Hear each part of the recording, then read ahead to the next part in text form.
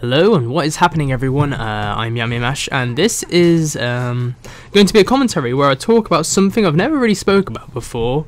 It's about this trading card game that I used to play in my childhood, and it was quite a prominent thing back in the days for me. It was big in my life. And this is going to be a really nice checkout gameplay I got a little while back. Got some headshots and stuff, so I think you guys might enjoy this to watch.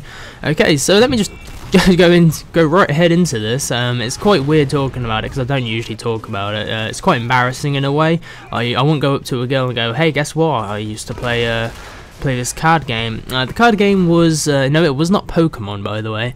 It was actually Yu-Gi-Oh, and like I said, I used to play it competitively. Now, back when I first ever got into it, obviously it wasn't competitive. I was 11 years old, I just started high school, and I noticed that lunchtime there was this little club thing. It's basically, I guess I would call it a club for retards in a way, but I went to it a few times, and I noticed there was people that were playing that Yu-Gi-Oh card game. And back then I didn't know what it was really, and I saw them playing it, and I was like, oh wow, this looks pretty sick. I started watching the TV show, and eventually I decided to go down to my my local shop, and buy some packs of cards, just like 2 or 3 packs.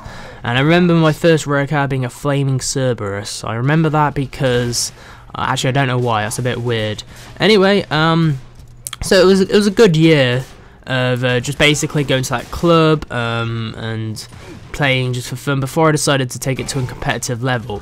Now, actually, I met a couple people down at the library, the local library, and they were playing Yu-Gi-Oh too, and they used to do it competitively. They were a bit older than me, and I decided that I was going to go to the Coventry competitive tournament, and the shop was called Bishop Games, and I went with my mom via, I think it was bus, and yeah, it was a whole new experience, because when you go competitive, you know, obviously people are playing to win. There was a lot more adults, you know, but I used to just play mainly with kids. There was a lot of 20-year-olds and stuff there, and I was surprised actually. And my first ever tournament, I actually didn't do too bad now that I think about it. My deck wasn't as bad as it was before. I know before I entered the tournament, my friends, well, those people helped me make my deck a bit better, because I was using theme decks from the animes, just like I'd use this character's deck or this character's deck. It was not a competitive deck. But when it came to the tournament, I basically chucked in the highest attacking monsters I had that didn't require a tribute summon, which are level 4s or lowers. So it's basically called a beatdown deck, because it's hard hitting, you kill them as fast as you can kind of thing. And I think out of 5 rounds I won 3 out of 5, and I think I came like 14th or something. The way it works is if you come top 8, so you come 8th or higher after like the 5 rounds or whatever, you make it to the thing called the top 8, which is, oh, that was a laggy headshot, which is a knockout kind of thing. It's basically you win, you go to the top 4, and then you win, you go to the top 2, and if you lose, you're out. It's called it's basically a top 8 knockout.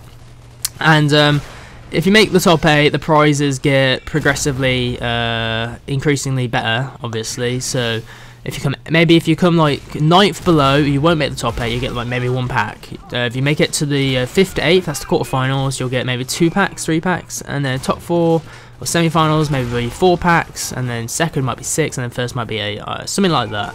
That's maybe about a decent prize fund for a local small tournament. Now, I used to go to these small tournaments maybe every fortnight, or I think it was once a month. It wasn't much. And besides that, I would basically go to the local library and play with these new friends of mine. And I started going on forums and stuff after a while. I was only young at the time. I was 12 years old, and I would go in on these Yu-Gi forums.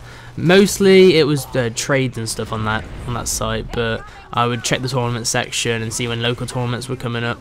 And I'm just going to skip right ahead now. I think I was about 13, and this was my first major win.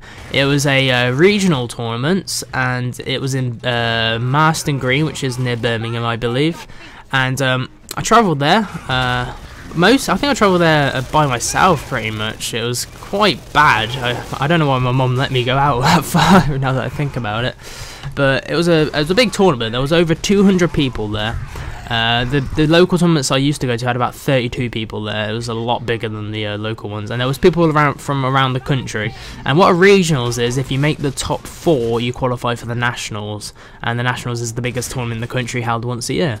And I went to this regionals, and I was using a zombie deck, which is a really good deck. They basically respawn lots of the zombies. They don't die very easily. And I made it, well, I actually, in the Swiss, out of 7 rounds, I won 6 out of 7. And then I made it to the top 8, I won my top 8, then I beat this guy in the top 4, and then I beat this Chinese guy in the final, and I won the whole thing. And I got this massive trophy, and I got like, I think it was a boxer card, and a t-shirt, and some cool stuff, and obviously I qualified for the nationals. And I was in a magazine, and I was on some sites. It was okay, I guess you could call it like superstardom in Yu-Gi-Oh! I don't know.